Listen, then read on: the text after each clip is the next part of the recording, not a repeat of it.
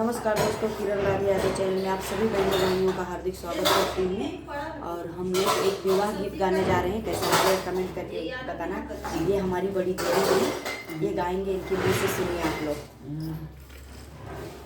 लोटिया का परे, धोतिया का पैरो का पहले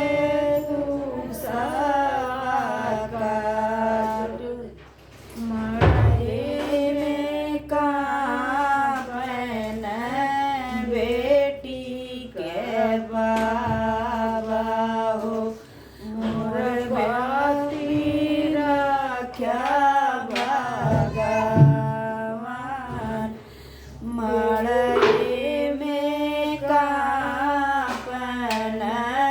बेटी का पापा हो मोर पति रख्या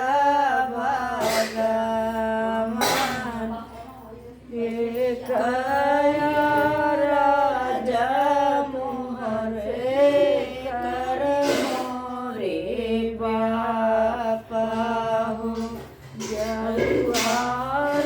जमाना तुम्हारा जखवा